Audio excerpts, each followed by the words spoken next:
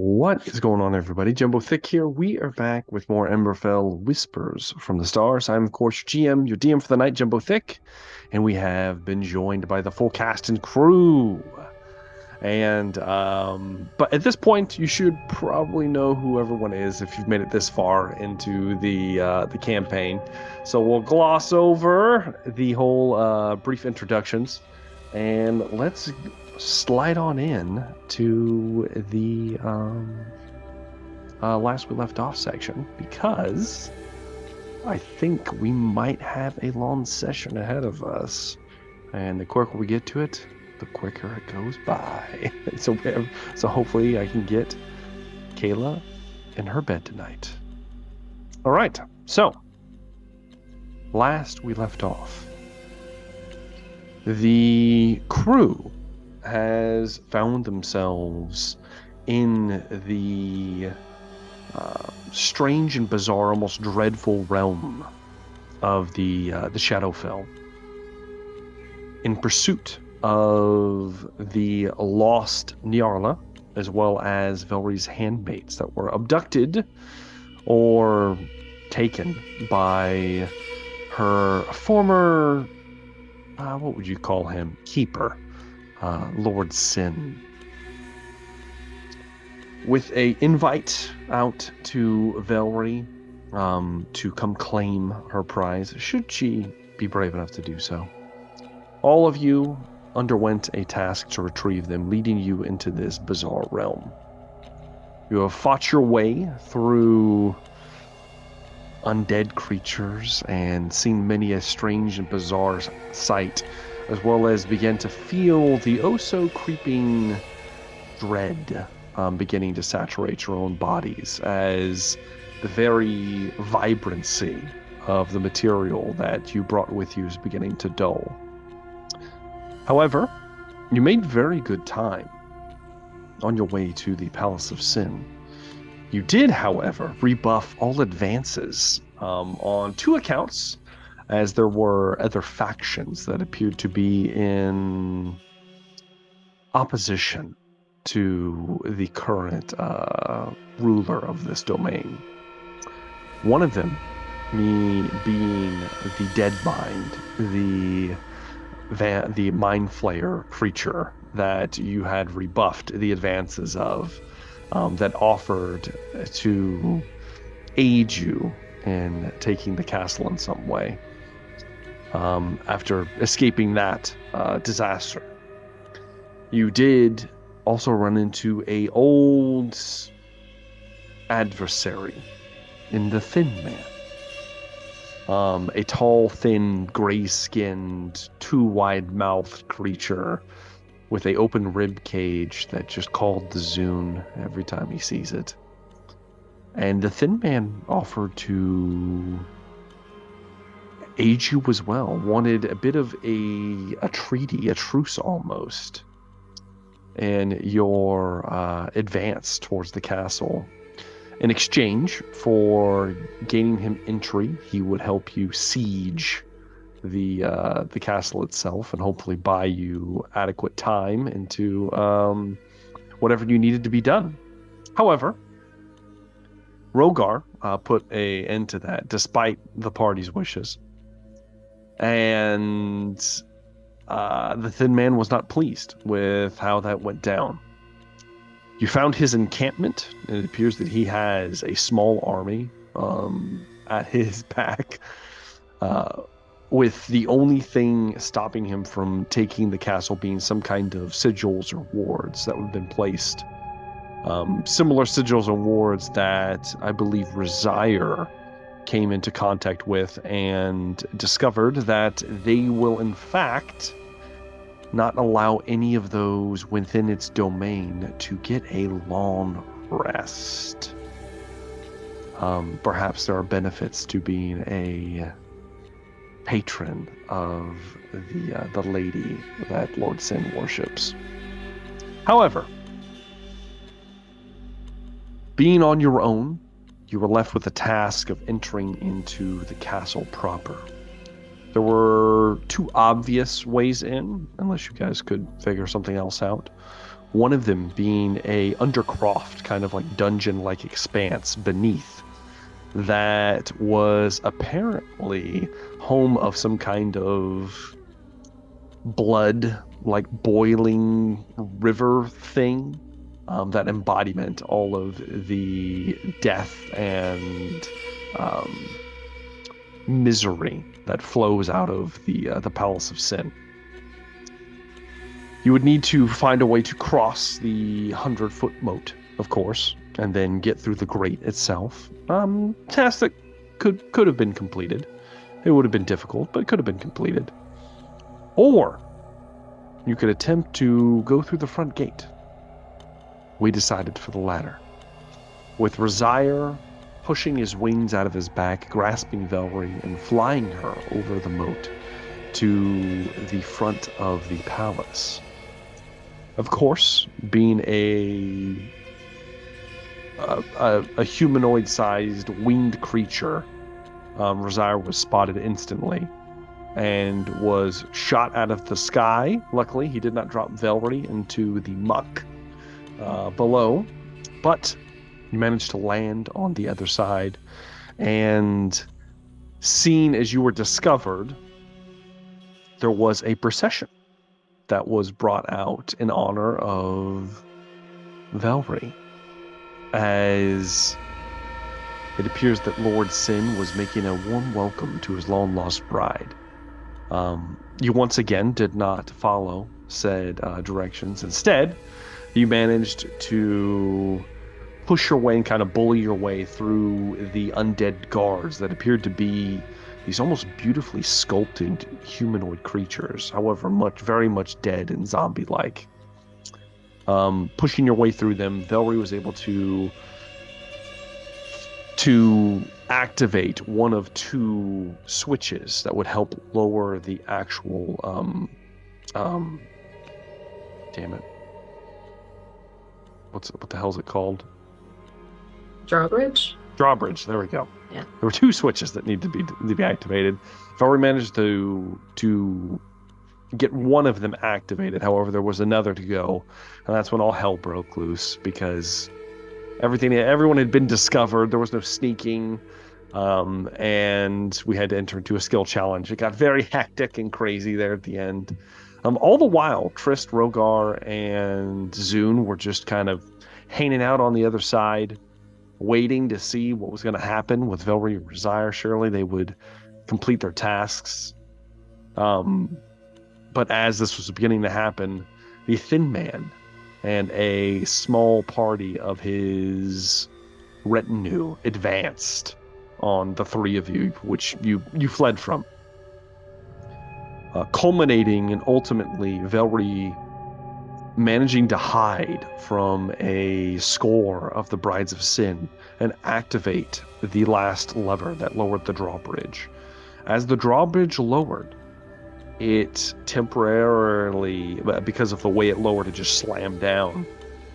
It temporarily deactivated the wards and runes that were protecting the Palace of Sin, right as the Thin Man was at the gates behind you, getting ready to attack. He screamed out a charge as he pointed into the courtyard itself, and him and his retinue surged forward. And that's pretty much where we left off. So, I have a bad decision I'd like to enact. What is that? I have a bad decision I would like to enact. Okay. I may. What would that be? I would like to sleight of hand steal that pin that off of the Thin Man that he used to break through time and space. Okay. All right. We will see what happens. I'm He's surging past you. He's distracted. Well, I don't think he's that distracted, but he's that sure. Distracted. I feel like if you want to do this, it will be a disadvantage. He hates you, and he is going to be sending a cadre of people to murder all of you at the same time. So Oh, he's trying to kill us right now. I He's thought we about. He's. persuaded him. You did persuade him to leave you alone for now, but I Okay. don't know how much that's gonna work. Okay, we'll see. Well then, I'm going to use my bardic inspiration on myself because I can do that now. Okay, rolling at disadvantage and roll. Not one. I'm going to use a lucky. I'm going to use my last lucky. Oh, okay. Of course. Do I just roll like a straight or another disadvantage roll? Just roll one more dice. All right, let me make sure I don't have it on disadvantage. I do not. Roll. Okay, so that's 2 19s then. Okay. And I'm adding my bardic inspo on top of that. Just a d12. It's for Because the thin man scares me. All right, so 29 plus 11. Okay. Trying to get that damn pin without being obvious. I mean, it's a 40 as Zoom stumbles forward. Let me. I don't want to touch him. He's gross. Pull up the stuff in question.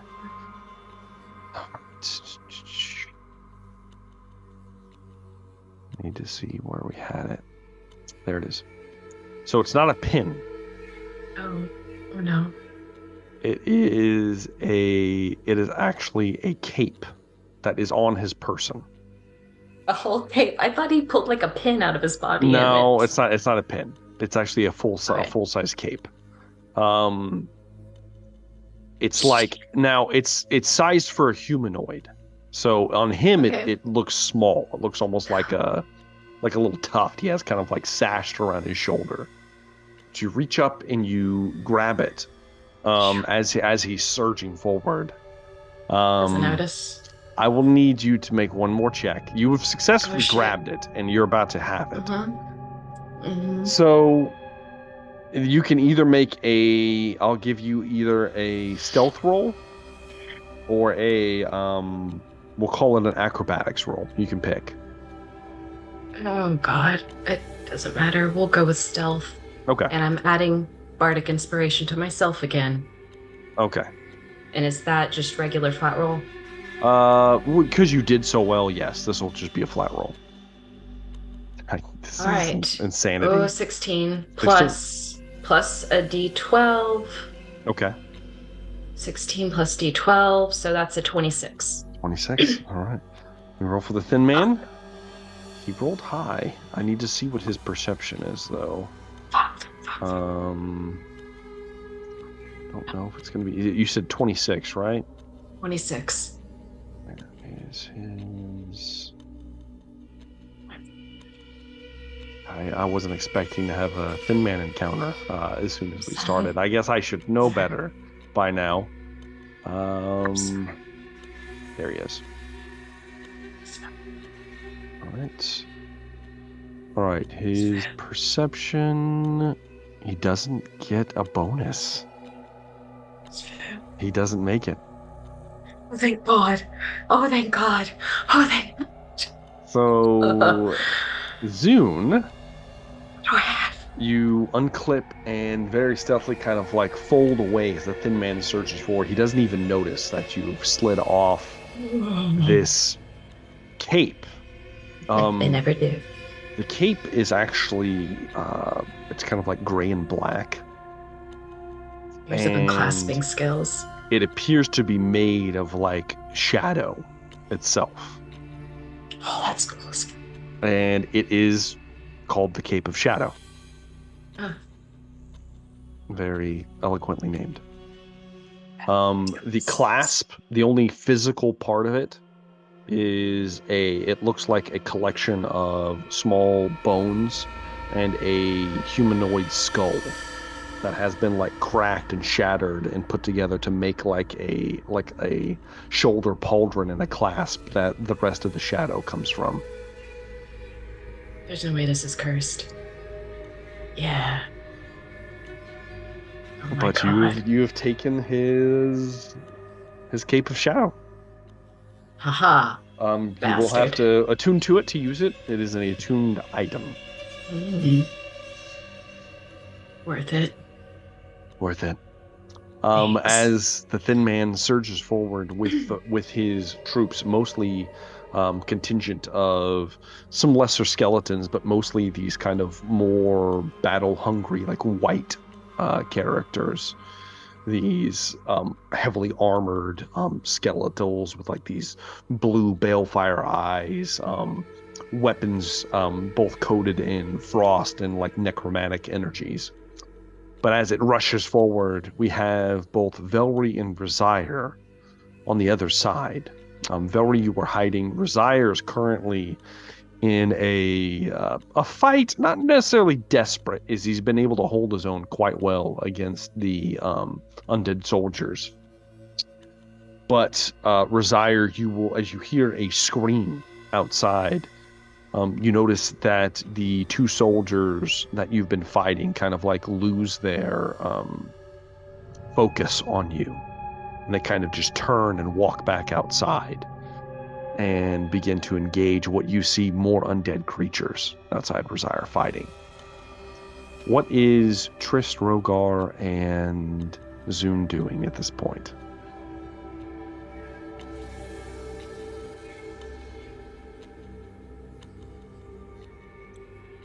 They're all just surging past us right now, like charging the... They've been, you guys did make some checks to somewhat persuade the thin man, and thankfully he did not feel Zune removing a very quality item from his shoulder. And so, yes, he has moved forward, and he is directing his troops. They're currently slamming into the significant amount of like soldier zombies and the guards. Yes.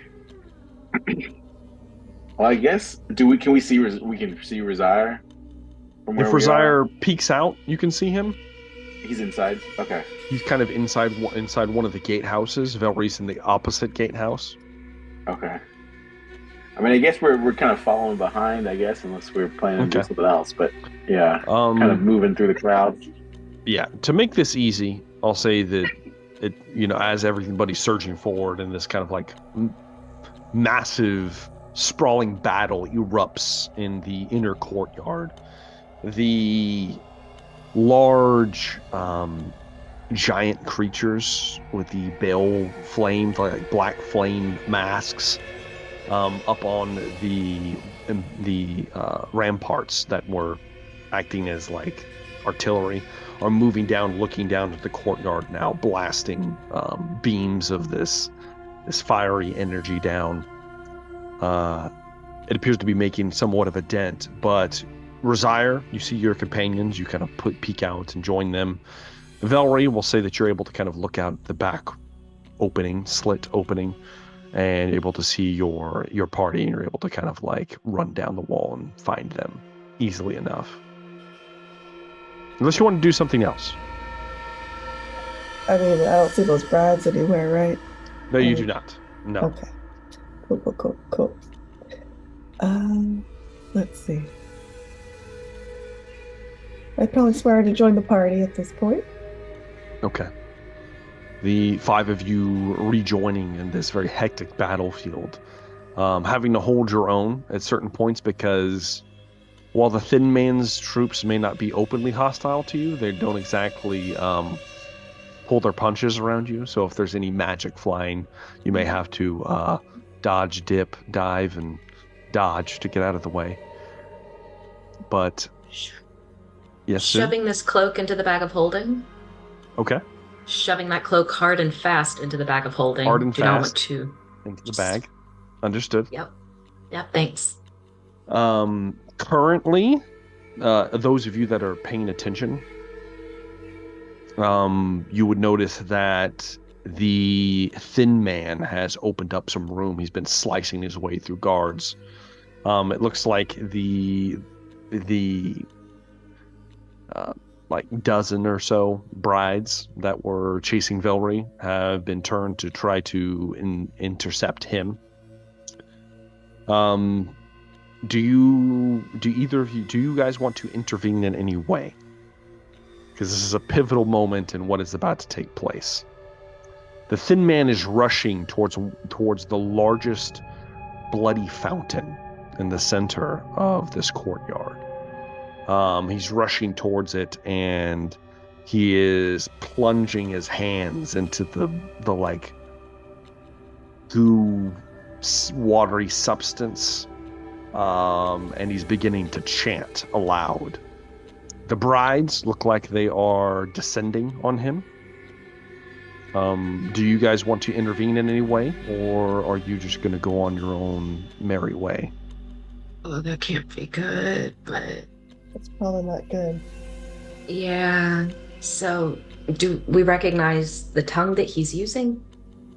When he's chanting, is it a language? It is a language. I'm not sure any of you speak it. Well, actually, I think Velree might speak it. Do you speak Abyssal? I think she does. Velree, it is Abyssal. It is magical language, though, but it is in the Abyssal tongue. What did he say?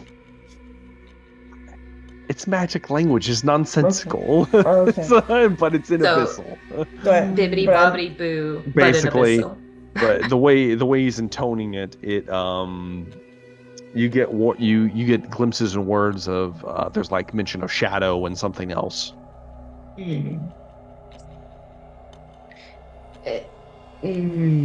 Oh no, blood that pours. So is that his master?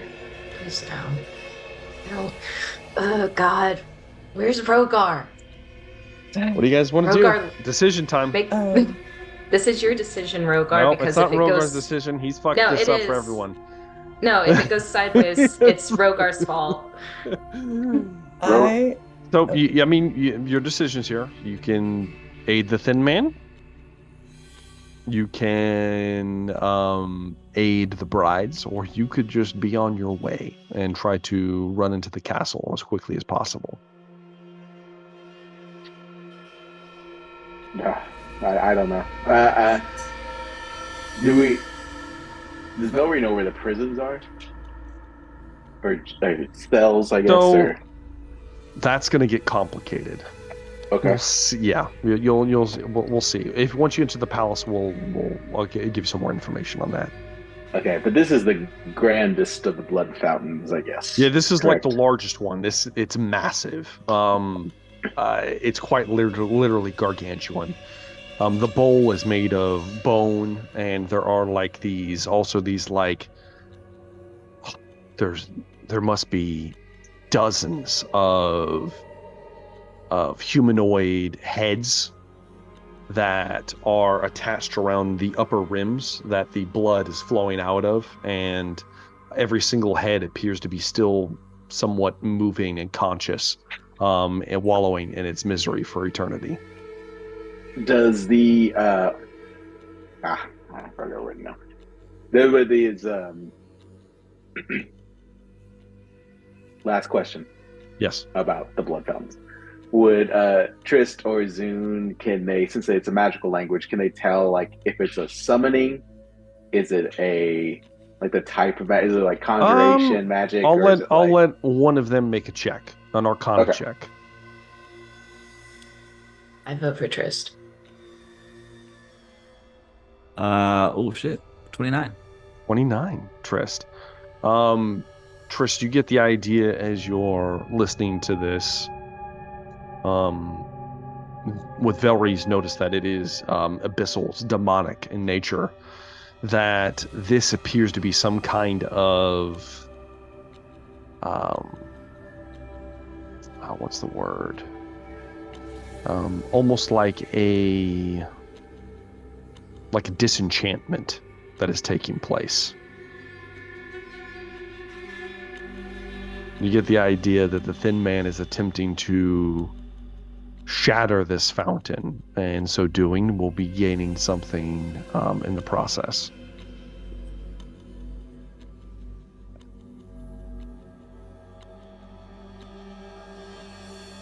So we're moving on. Moving on? You guys rushing past? Well, I mean, he's probably... So the piece of the undead guy is in this fountain then, hiding under it? You have no idea. Now, if you're referring to the Fragments. the fragment that he wanted, that was actually in one of the galleries within the castle itself. Oh, perfect. Then, yeah, we're going to the castle. Good luck, Thin Man. Okay. All the best. You see this opportunity to pick a side and decide you need not pick a side. You have your own. As you rush past the Thin Man, whom takes a moment to eyeball all of you. I'll see you inside. As you rush past him, he turns as the brides are descending upon him, raises a hand, and as he does, a wall of skeletal bone erects around him, forming a dome around himself and the fountain, encapsulating himself. As the brides begin to try to smash their way through, who knows if they'll make it in time. As the five of you surge forward towards the large palace doors that are currently open, as there are many guards spilling out, moving in the direction of the intruders. Ironically, they don't appear to be hostile to the five of you. You're welcome. As you push forward through the surging crowd, it begins to let up as you move into this grandiose, massive hall, cathedral-like. Mostly, it appears to be marble floors, large stone columns, very regal carpets, pictures and paintings lining the walls, massive mosaics on almost every other surface, all of them depicting nefarious and interesting ways to pass your time if you were a Lord of the Dead. Regardless, though, many of them also have this strange hooded figure that appears to be this master, this cloaked individual wearing a red and black cloak that is almost deity-like in its worship throughout all of the pictures and paintings and statues and whatnot. You also see several statues of Velree decorating the hall. Most of them are life-size and highly detailed.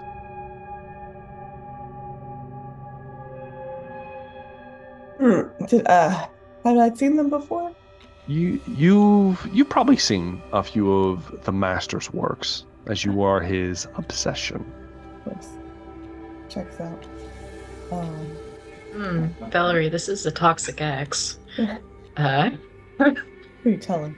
Can I sniff out the hand names and Yarla by chance? Okay. You move in and you begin to kind of trying to find your way out during the chaos that's erupting right now. And as you do so, you hear you don't necessarily hear, you see on the second floor, balcony area that overlooks this grand hall. There are multiple doors, some of them large, some of them small. Some of this doesn't make any sense. The layout of this room it's large, but there's also weird nooks and places on it that don't quite look natural to normal architecture. This individual on this second floor that there appears to be no staircase to. They're probably about 40 feet above you. Walks up, and the person is wearing what appears to be a black cloak with a silver clasp. The person is very pale, white-skinned. Appears to be an elf. More than likely, this is a Shattered Kai. You've kind of come across them before. Its eyes black, completely black, no pupils. In its right hand, it holds a large, flesh-covered binder. As it looks down on all of you. I am the curator. Lady Velree, it is nice to have you home. Please, the master's not quite ready for you. You may be our guest. And he kind of motions towards any of the doors down below. Please, peruse our galleries. By the time you make it through, perhaps this rabble will be dealt with, and the Lord will see you in full.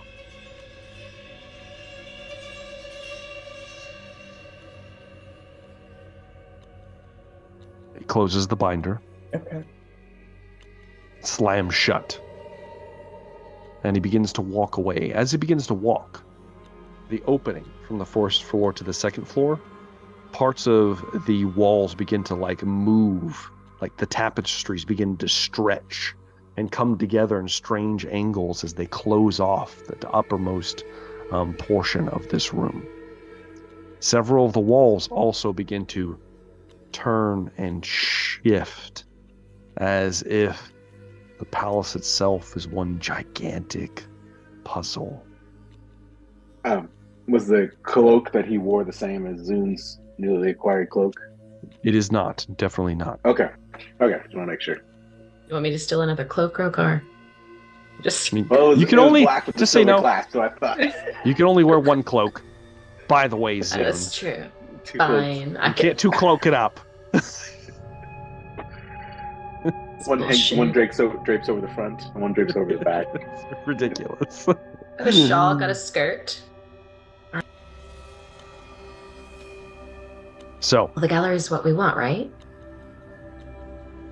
Body part?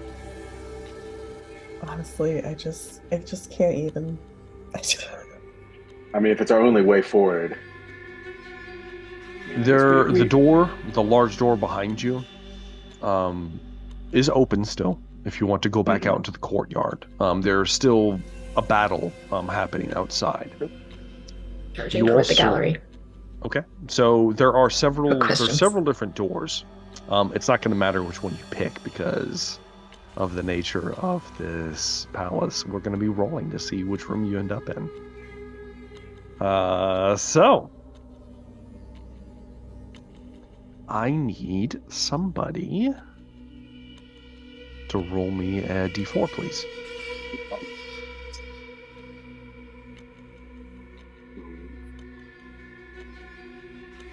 A 2. All right. Okay. So you move towards the nearest door, looking for a way to quickly make your way through this castle. And if everything goes right, maybe you will reach Lord Sin, or maybe you'll find Nyarla and the handmaids. It's hard to tell.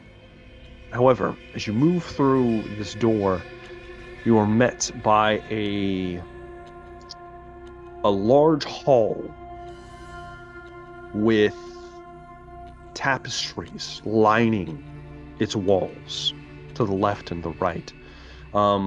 They are free hanging, so not quite on the walls. They're kind of there's like rows in between, and then there's rows on the wall, and some of them are just kind of like hanging in empty space, not really touching anything.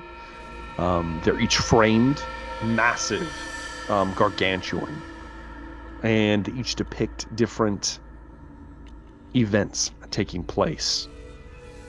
As you step in, you hear a voice, almost a very familiar voice, as you just heard it before. Ah, yes. The Tapestries of the Damned. Fine choice. As you can see, as he says, the door behind you and the door ahead of you moves and shifts, leaving a single opening, a large metallic, like silver door with a skull-like key lock. The lock doesn't look like a normal key would fit in it.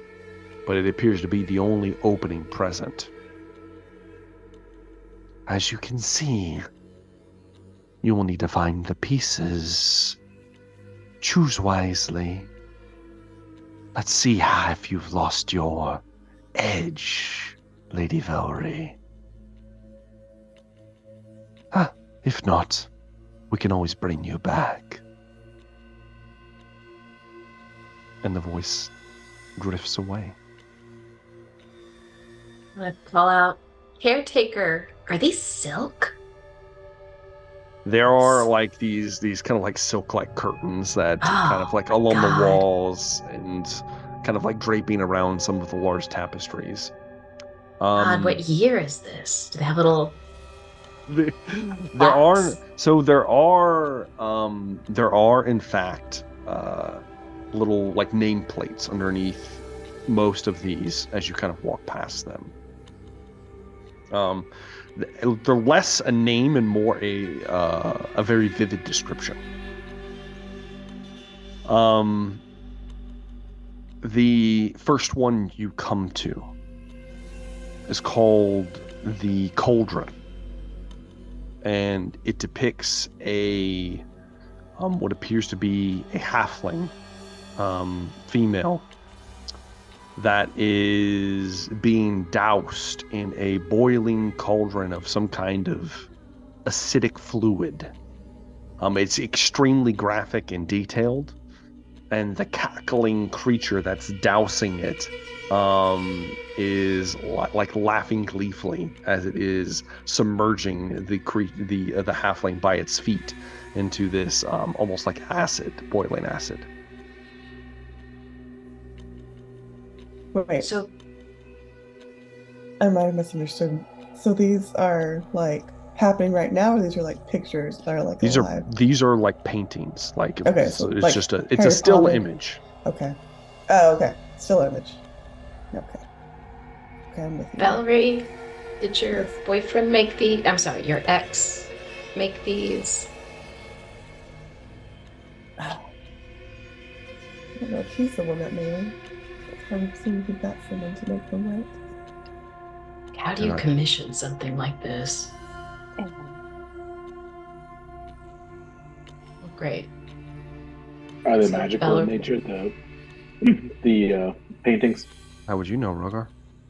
I'm just asking. Are they magical in nature? No, no. Trist with his vacant eye sockets. Trist, you can tell each one of these is definitely magical for sure. Are you going to spend time? Like, if we have nothing else happening in this room, I imagine. Do you guys want to check out? You guys can tell me what you want to do. There are several. So there are just generic paintings that are morbid and curious, but then there are certain ones that are important to what is going to happen in the future, and those are the ones I have stuff for. But there's also the door. I'm not sure how that works. Like, but I've done this before, right? No, you have not, Velree. Oh, I thought he said, let's see. Okay, if I lost my touch, remember. So I have no idea what to do. No, you're not sure. You've never been walking around the palace, Velree, like this. The door, it looks like it requires mechanical parts to unlock it. It looks like, Rogar, as you move to inspect it, you can tell just from looking at it that it has a lock in the very center of it that looks like a strange-looking key could be inserted into it. A key with a key that has three different what would you call that? 3 axes. Yeah. I want to examine. Like kind of like an asterisk. That's what the hole looks like. Yeah. Dun, dun, dun. Yeah. Like that? Okay. Yeah. All right. Well. So we look at all the paintings and look to see if there's a key. Yeah. for the cauldron one, I mean, like the stick, or any of these, do they seem interactive? You said that some of them were behind glass. Trist, are you studying the cauldron? I've been more interested in the paintings, but the limit of my eyesight. Are you taking time to? Yeah. Okay, identify. I imagine we're just hanging around. Trist, is your kind of do you have to touch the item to identify? I think yes. I think You do. my Fantastic. my hand has to touch it. Fantastic, It says touch, so Yes, it I'm does. assuming something has to touch. So Trist, you're kind of like touching the portrait itself, the cauldron portrait. You're taking the time to identify its magical properties. As you are, you get a faint, not even a faint, you get the idea that this is, obviously, this tapestry is magical in nature. It appears to be a conduit for conjuration, evocation, and almost like necromantic magic. The conjuration sticks out specifically because as you are touching it, your hand begins to sink into the portrait itself. As it begins to pass through, you feel a hot, almost acrid sensation on your arm, and you pull it back, and there are the beginning of blisters, as if you were touching, I don't know, whatever the contents were in that cauldron itself. Cool. Are we gonna have to Alice in Wonderland this and go into these tapestries and get these damn keys? Does somebody with real eyes want to look at the tapestry? Look at the tapestry with real eyes. Okay, give me a perception check, Kazoo. Oh, Can I help? Sure. You both kind of Yeah. taking time. Yeah. What you Alright, got? so I rolled a 17. I rolled a 17. Okay. In this particular portrait, Zune, with Velree's help, you're kind of looking it over, and you do see what looks like a piece of bone that's in the shape of like a key, and it is dangling from the ankle of the halfling that's being dunked in the thing of acid. Razire, I have a mission for you.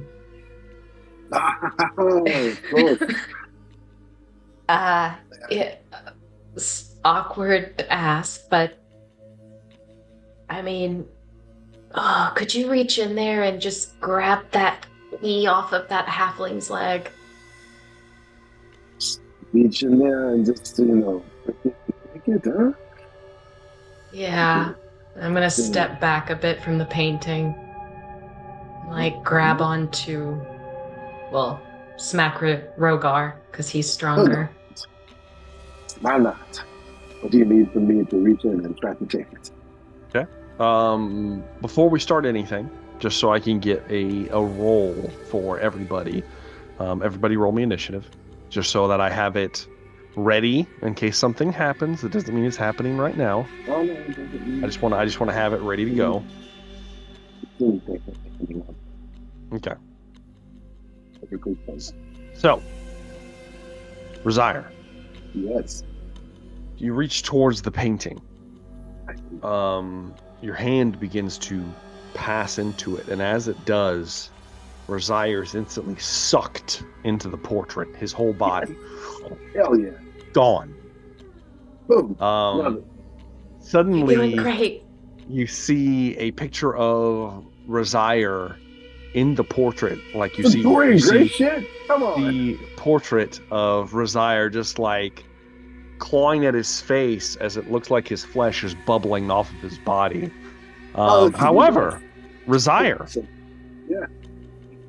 something else is happening to you as you were sucked into the portrait, Razire. You are in the actual scene.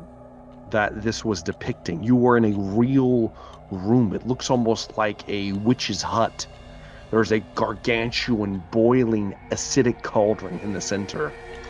A large creature turns, dunking this screaming female halfling that's just like boiling and dying at this point. The key still dangling from its ankle as it turns towards you. Yes. As it reaches out towards you, Rosire. Because of your initiative roll, Rosire, I lied to you. The creature gets to go first. Mm-hmm. It is going to drop the halfling into the acidic cauldron. Mm.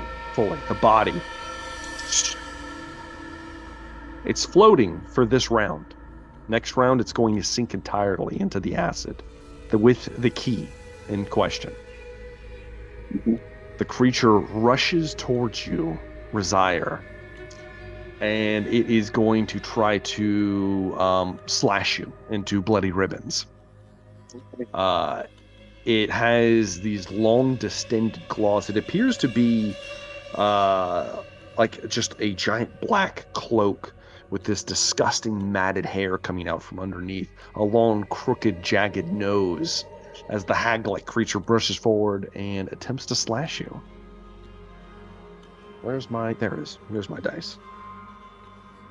I believe a 16 will miss, Mm-hmm. and an 18 will also miss Rosire, as the creature those both miss. tries to slash, as Rosire begins to deflect the blows. Okay.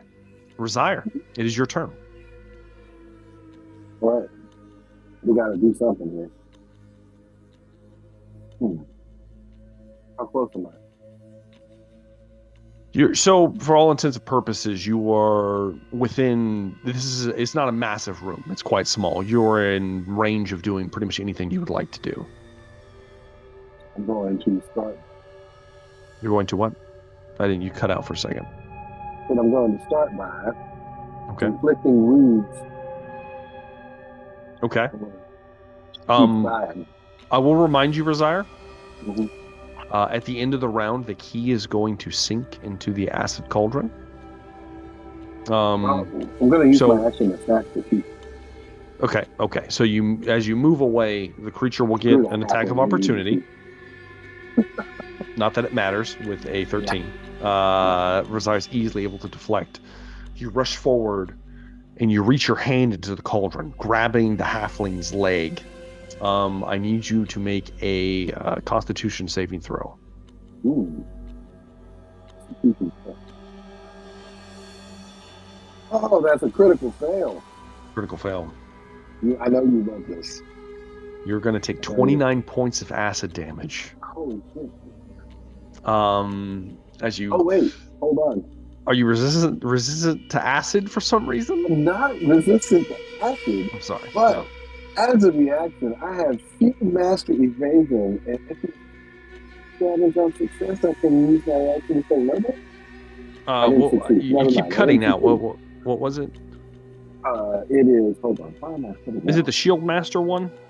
Yeah, it doesn't. It doesn't count. Yeah, no, it won't. It won't count for this one. I think it's for dexterity. I think as well. Hey, I didn't succeed. Yeah. So 29. 29 points of acid damage for Rosire. You reach down, you grab the leg, and as you pull, all that's left of the corpse is literally like the leg from like the knee down. It's a halfling, so it's like a small little chicken leg. Well, not really, like a turkey leg that you pull forward. It still has the key on like an anklet dangling around the ankle as you pull it free. That's your action, your movement. You do have a bonus action if you'd like to. Did I get the key though? You have the key in your possession. You just need to leave this room. And you do see, as you look back to where you were standing, there is a portrait on the wall, a very highly detailed portrait. And on the other side of it, you see the desiccated remains of Trist, Rogar, Zune, and Velree, all laying against the wall in strange poses, and they're just like between different states of decay. Wow. Yeah. As a bonus action, I'm going to cast healing word on myself. Okay. Go ahead and heal yourself up. Step up level. All right. At the end of the round, Razire, you are going to take 10 points of acid damage as the cauldron bubbles and splutters and a smattering of acid just kind of like bubbles and splings across the entire room. Landing on the creature itself, it appears to be unaffected. It is now the hag-like creature torturer's turn, Razire. It is going to... It's very upset at this point. And it is going to use its horrifying wail to try to keep you from fleeing. As it grabs both sides of its mouth and rips the skin off, revealing just this nasty lolling tongue and teeth as it screams aloud. And you need to make a wisdom saving throw, Razire. Wisdom saving throw. 18. It is a success, Razire. You were not afraid. Undaunted, even, Razire. As the creature screams towards you. I'm going to see her next Tuesday. It is now your turn, Razire. Yes. On my way, make it out of there. Just because, like, I ain't going down like that. Yeah. Let's see. More things to do. Just for spite, I'm going to cast a guiding bolt. Okay. At this. All right. And so let's give me attack roll, please. A 20, non-natural 20. A 20? A 20. I gotta make sure. A 20 will hit. All right. So take 6d6. 19 points of radiant damage. Slams into the creature. As the radiant light hits it, it flinches away. It appears to be vulnerable to this damage. And then it kind of like skirts away from the tapestry. You're able to run and leap Razire, pushing your way through in an instant. Suddenly, Razire's visage is pulled from the tapestry. The rest of you looking out, you're like, what the fuck just happened? As Razire spills out, acid burns across his arm where he's clutching the halfling's desiccated remains with the key attached to the ankle. As you look back, can I have something like a cool speaker gray hair? Of course, of course, Razire. It seems practical. You're like, and you hold up the leg.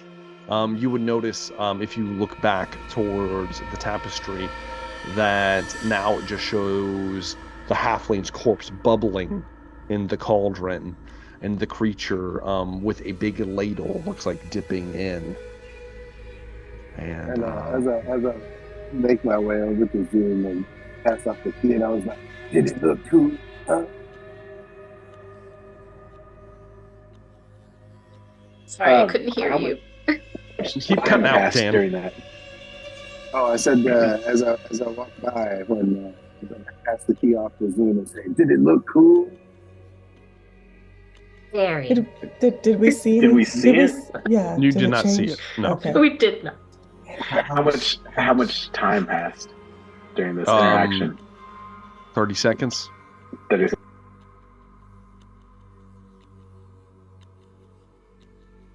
We saw. Oh, I got you.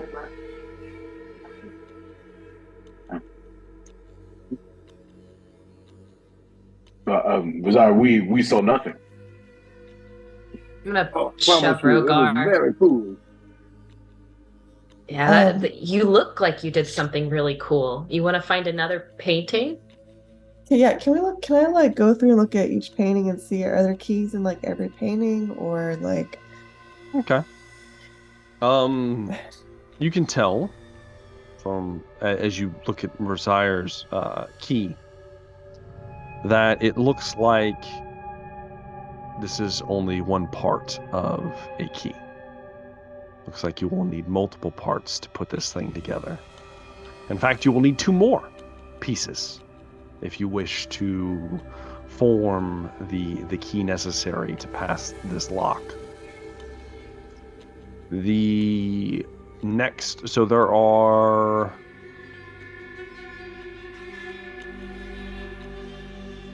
there are 5 more tapestries that have keys in them. The rest of them are just macabre in nature, but don't have the same magical necessity that Trist basically can point out after his kind of like intuition of finding the first tapestry. So the next tapestry is what appears to be a picture of a snowy landscape, and there is a man that is currently buried or frozen from the waist down, half of his body sticking up out of the ice, and there is what appears to be a pack of large furred humanoid yeti-like creatures that are ripping pieces of him off and eating in the process, and that's what this depicts. And the name of the portrait is called Just Desserts. So there are 5 tapestries that have keys? Yes, remaining? this is one of them. What do the other tapestries show? Okay. The next one shows a what appears to be a man that is currently quite literally on fire. He appears to be trapped in some kind of house or structure. The entire room and all its contents are burning, and he's quite literally trying to crawl his way towards what appears to be some kind of escape. But there is a red-skinned demon-like figure that has a pitchfork slammed through his leg, preventing him from fleeing as he burns. Jammed into the ground. Anything else? Okay, so that's one. The next one is, let's see here, is what appears to be a torture chamber of some kind. There is an elf, kind of indistinguishable, in tattered rags, that is currently being stretched on a rack, like a medieval rack. And they're in the process of like being removed from the rack, and there's an open iron maiden that they are being shoved into by these hooded, kind of like black hooded executioner-like figures with these skull masks. There are all kind of implements of blades and bludgeoning devices, slick with fresh blood, dangling from the ceiling on chains. But we see the keys in each one of these paintings. Each one of these, the key is on one of the is on the victim in some place. That's cute.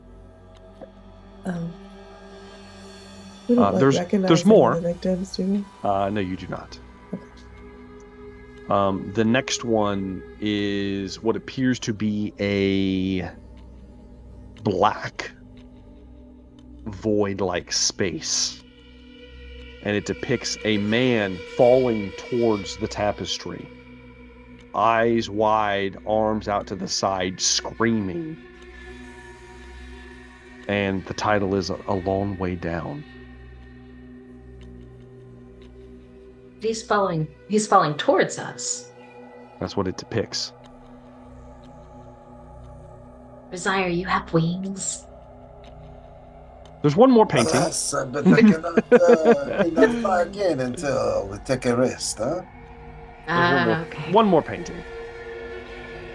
The last painting appears to be a what would you call this? It appears to be some kind of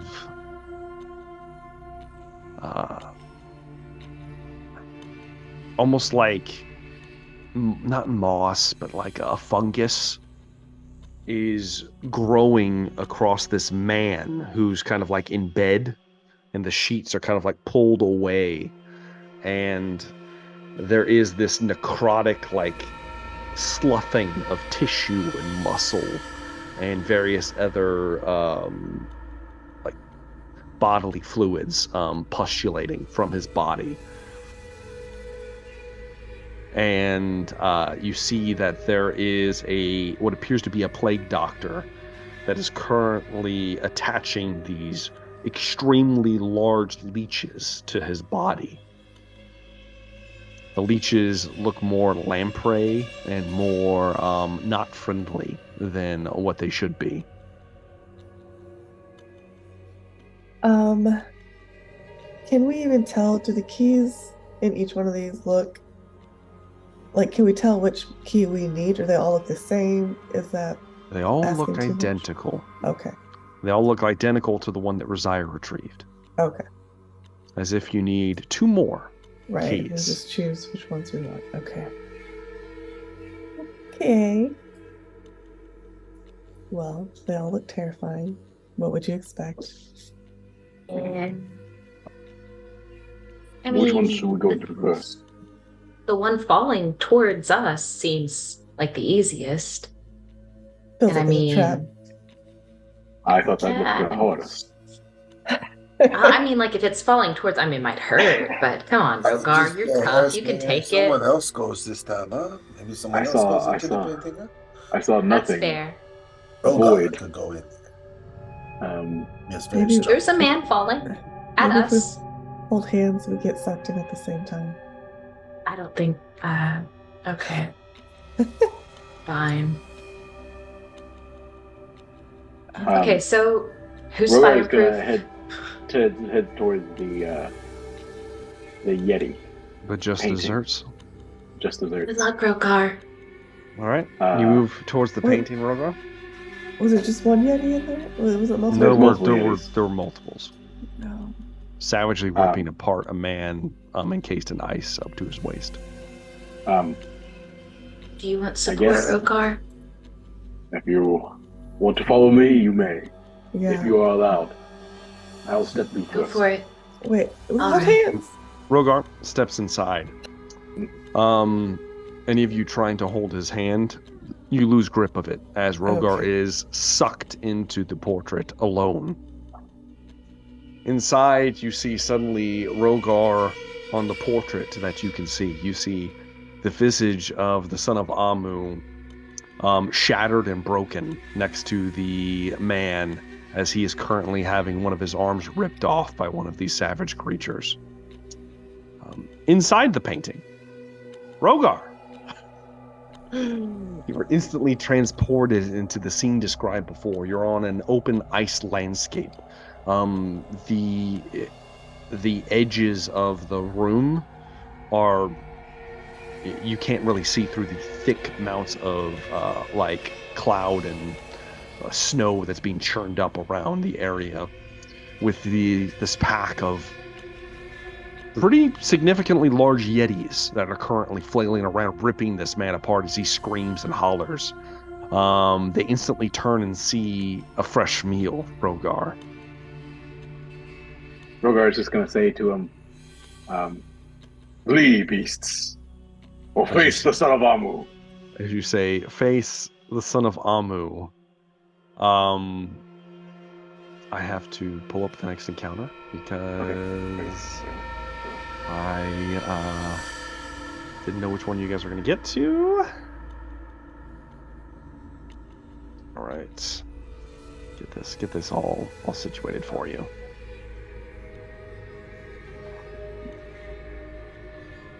All right. This is going to be a not fun one, Rogar. Not going to lie. Okay. So, the son of Amu. Boom. And boom. All right.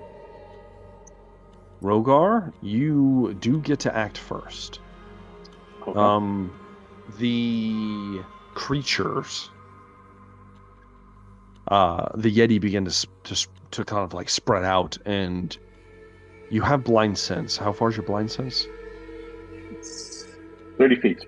30 feet.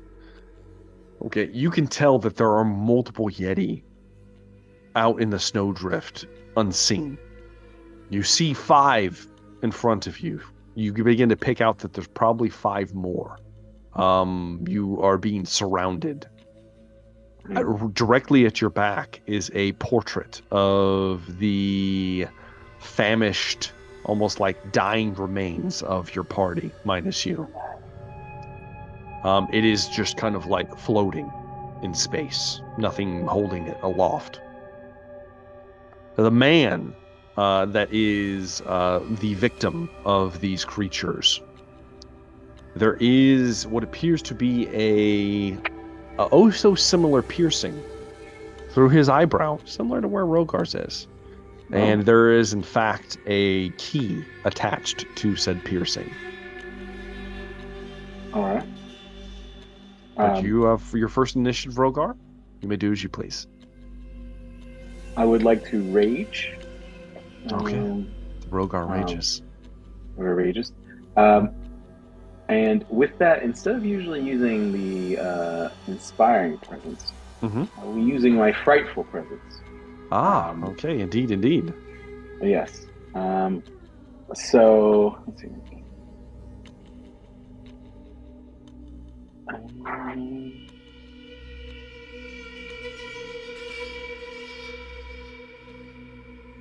So it can target 2 creatures, it says. Okay. All right. Target 2 creatures specifically. And they have to make a charisma saving throw, which is charisma 8 save plus proficiency, which would be 5. So it's 13 plus my charisma, so it's not super high. Charisma modifier would be plus 2. So 15 total. Fail. Pass. One of them passes. Holy shit. Okay. Rolled a natural 18. Oh, wait. All right. Is it 15 or 16? 15. He passes. He almost failed. Okay. They have a very negative charisma. Well, the first one fails, though. Yeah. Okay. Yeah. Okay. So yeah, they have fear, or that one person is. Yeah. One of the Yetis begins to back away as Rogar. You begin to rage. Movement. Action. There's 5 in front of me. There are 5. One of them is frightened. Okay.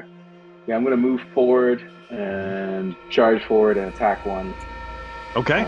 You're just gonna start laying into one. Go for it, Rogar. Yeah. Let's see what you got. I don't think I'm gonna go reckless this time. We'll see how I feel about it. We're gonna go regular attack. I'm gonna do. Now, question: how big is this? Is this Bomble Yeti size, or is this giant size? These are just large. Large. Okay. Then yeah, I will do a regular attack. We'll do Great Weapon Master. Okay. Just a regular roll. Ooh, that's low. That's real low. 11. No, 9. 9 is not going to hit. Rogar. Swinging a miss badly. Damn. Yeah. I'm going to attack again. I have 2 attacks. Same thing. That's a little better. 30. 25. 25 will definitely hit. They will take 13 plus 23 plus, is it Yeah, plus it's 4 for your rage? Yeah, so 17 plus another 10, so 27 damage. 27. 27 points of slashing damage as Rogar, you slice into one of the Yetis. You swing wide, kind of driving some of them away, and then slash into one of the creatures. It bites down deep into its flesh. It screams and cries as it kind of pulls back, still alive, but wounded.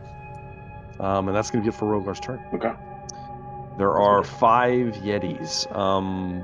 The one that is afraid of you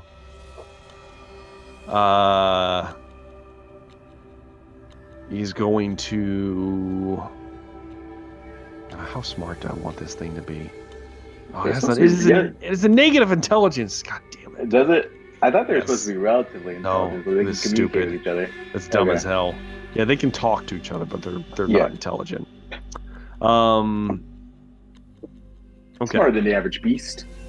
He is going to take a few steps away, trying to get to cover distance away from you.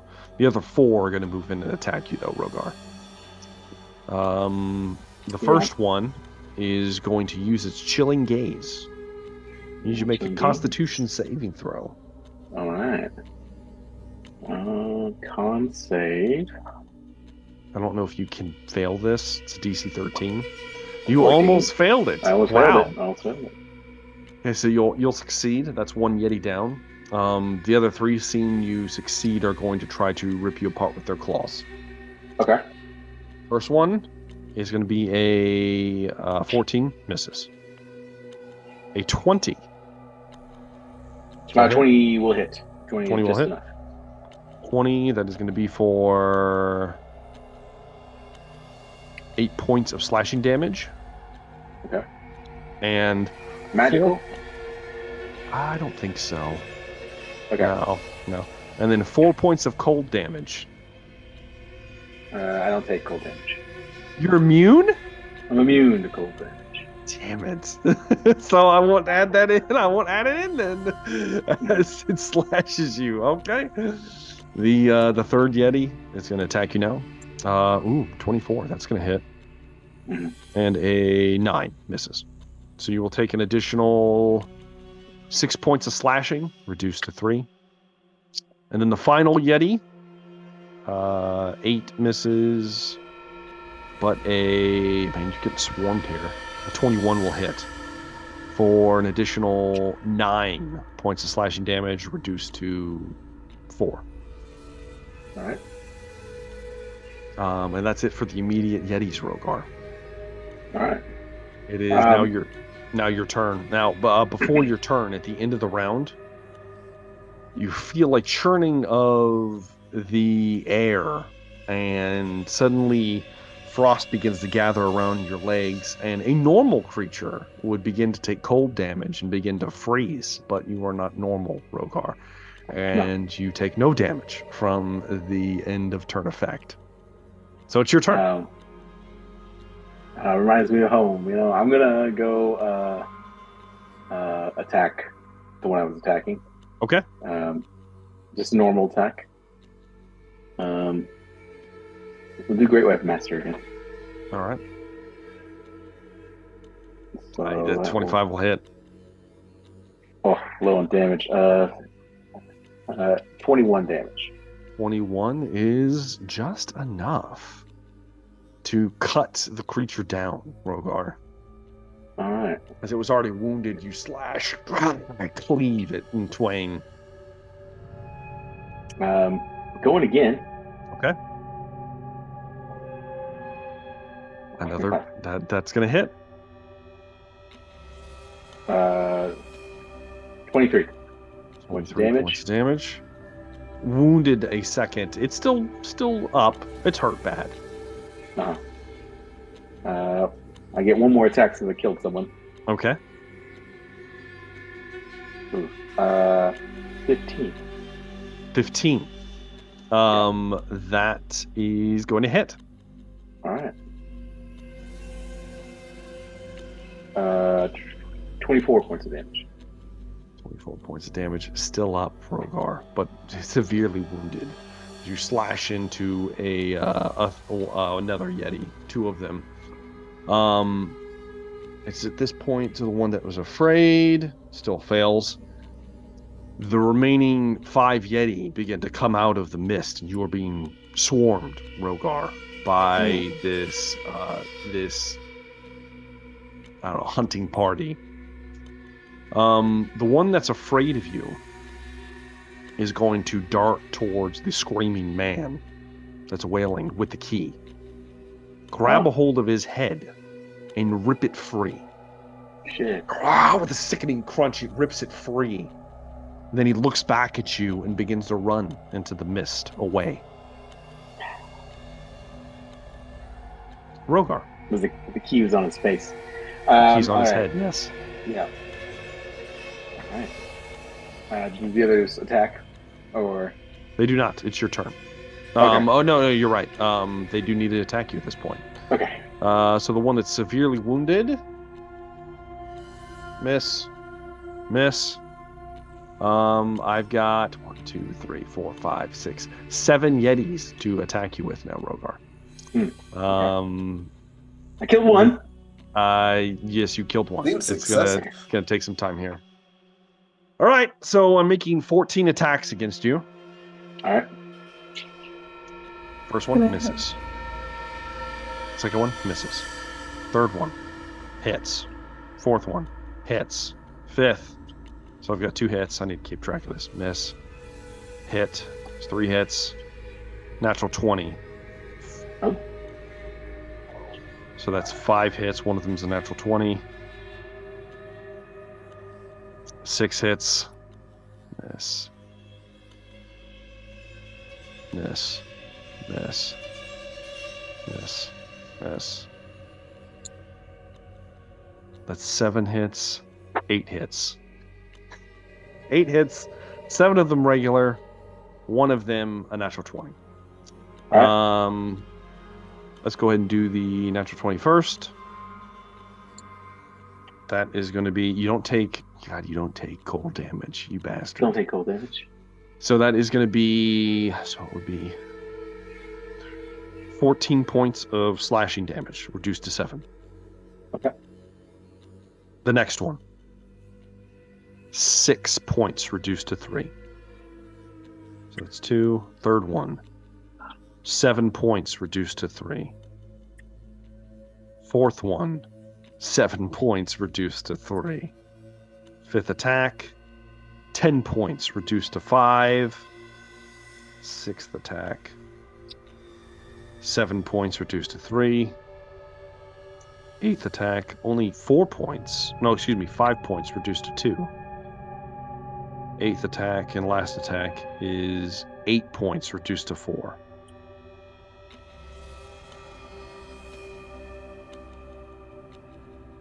All right, did you get all that damage, Rogar? I did. Okay. Yeah. You're being chipped I away, will. Rogar, as they're It's true. swarming and slashing away at you. It's true. I am going to. I have to. I'm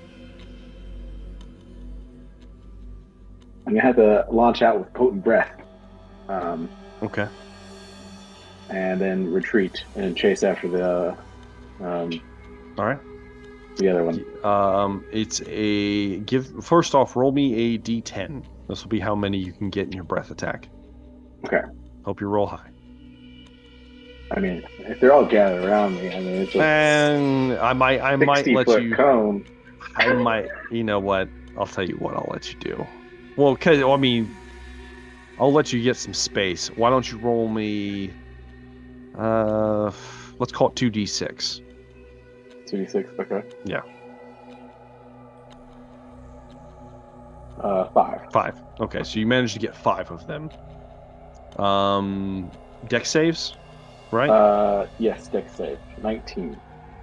Oof, that's a high one. They have good save though. All right, 19. That is going to be a fail. Fail. All right, all 5 fail. Now they are immune to cold damage. Okay. So that means they'll be resistant to this. Yes. Okay. Yeah. So 63 points of damage halved to 31. 31. Yep. 31 to 5 of them. We'll kill off the one that was severely wounded.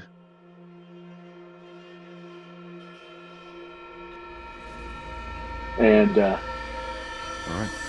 I'm gonna snarl and then chase after the guy who ripped the head off. Okay. You begin to close, moving. The one this is the one that's scared of you. It turns around and what's your movement speed, Rogar? 40. Okay, you have just enough to close the distance because they also have a 40-foot speed. You lucky bastard. You lucky bastard. Okay. You move and close in on the creature. That's gonna be then Rogar's turn. It is now the Yeti's turn. Let me see if he's still afraid. He's still afraid.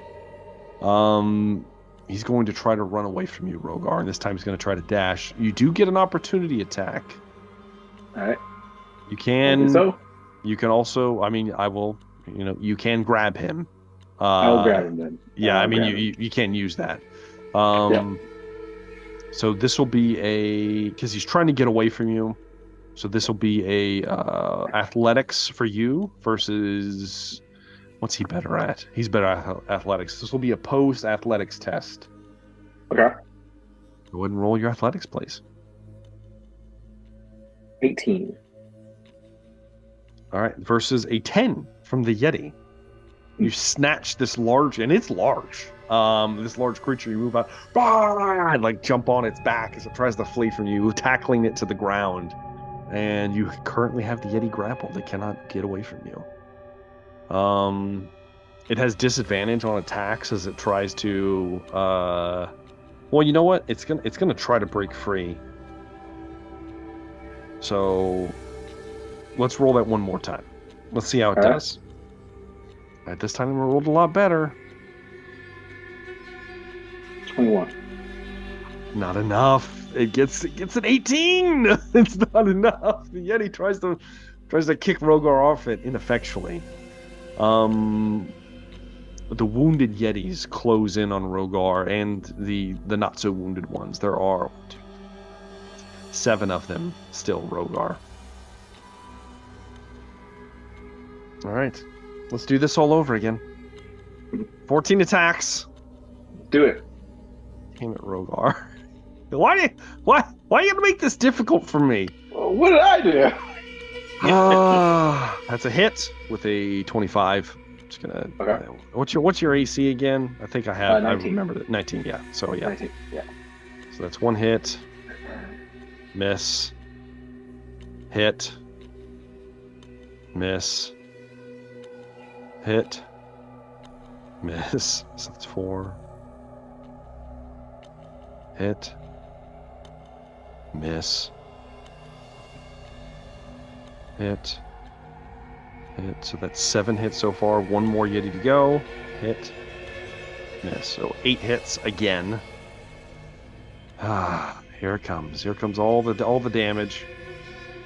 I think we have to roll it like how we were doing it before because that's how you'll get a better benefit instead of me rolling it all and then having it. I think.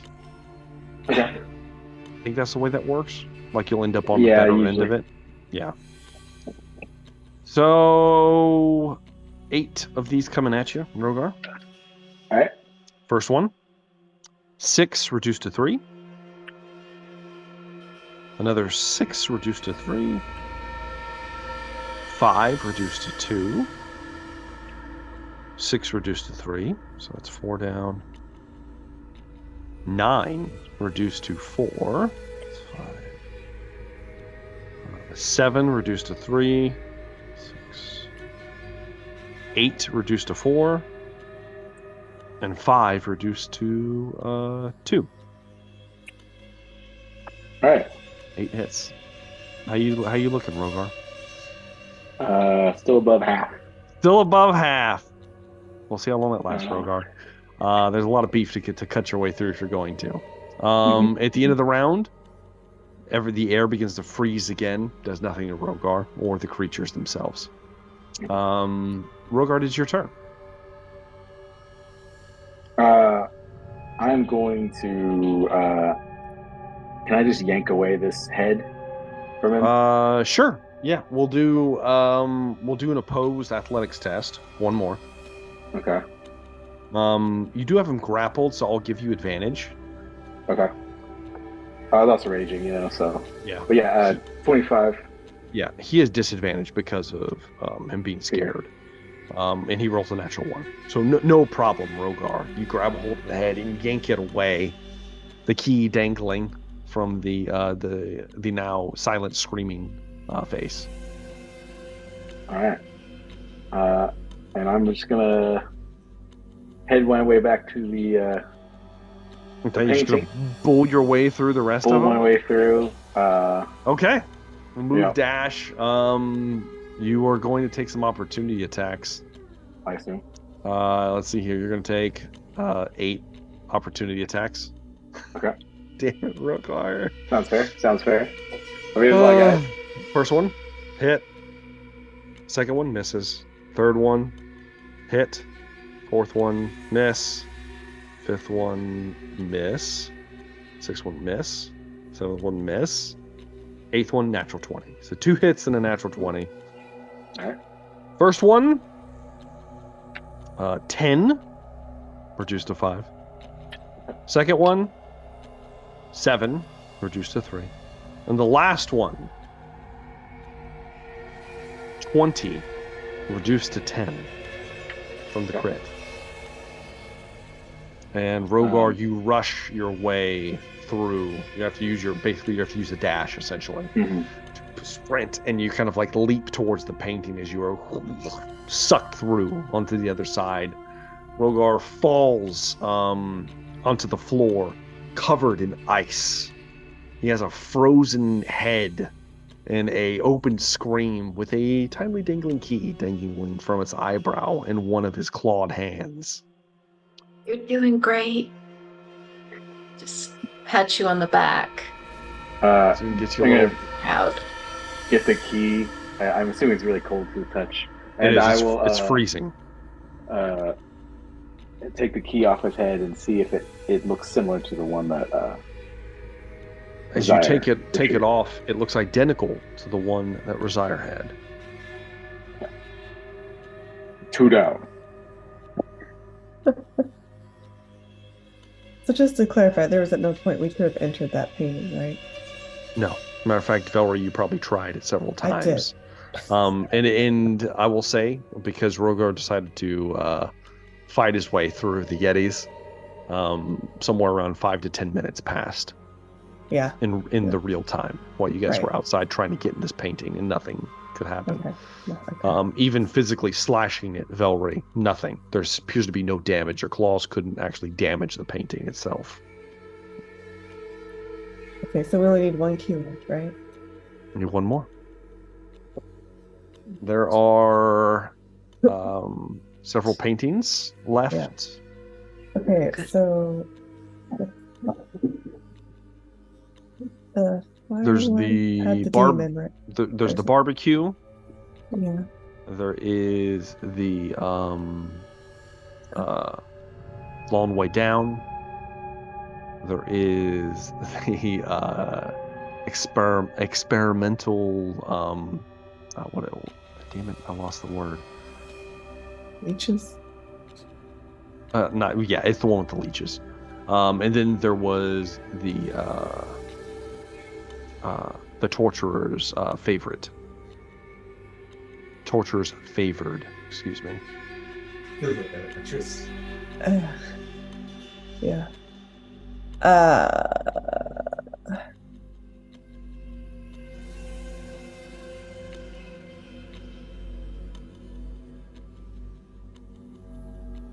So The one, No one's using the fire.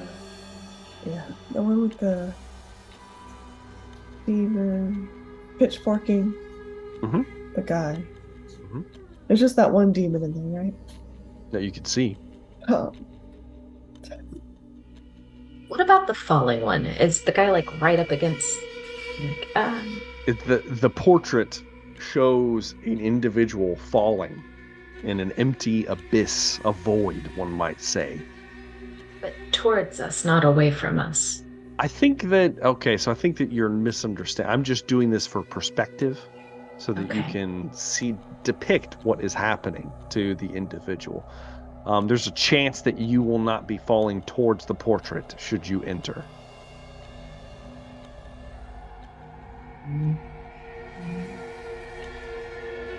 And the leech's one just has a plague doctor, right?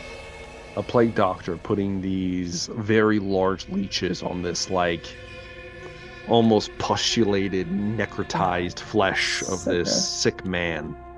You don't want whatever he's sick with.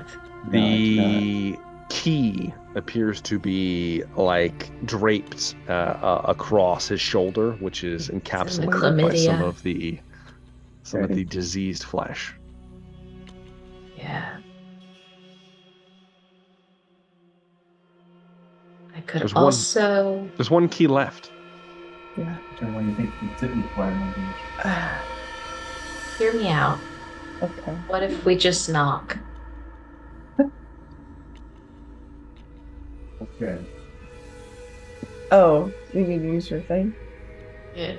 Sure, go ahead. Okay, no. No. All right, we'll go through with painting. All right. I'll just. I feel like I probably have the most health out of everyone left, right? Let's see, because I'm doing it like. Yeah. Should I take a healing potion before I go in? Let's do that. Which one are you planning going into, Velree? I think I'm gonna go to the pitchfork. Okay. Let me Of the barbecue. Barbecue. I like a tasty barbecue. Might eat the man myself. How many potions of healing I have? And then the potion of healing appears. So, okay, wait. We get the max. We don't have to roll for the healing, right? You just get the. So, which one are you trying to use? I'm about to do some math real quick, make sure. So Because the healing, the superior is 8d4 plus 8. So that's 32 plus 8. So that's 40. Yes, it's always going to be 40. I could have told you that. Listen here. I'm going to take that. Regular's 10. The I'm gonna take greater's that. I'm gonna 20. take that. and then the Superior. superior's 40. Okay. You Take take the a full superior health. healing potion, Velree, Okay. and you approach the barbecue portrait. You notice that clutching in the man's hand is in fact a ring with a key on it. He's burning. He's literally immolated as he's like reaching towards what looks like an open doorway to possible refuge. As Velree moves towards the portrait, she places her hand towards it and it begins to suck her through. And that's what we're going to take our first break. Oh, of course.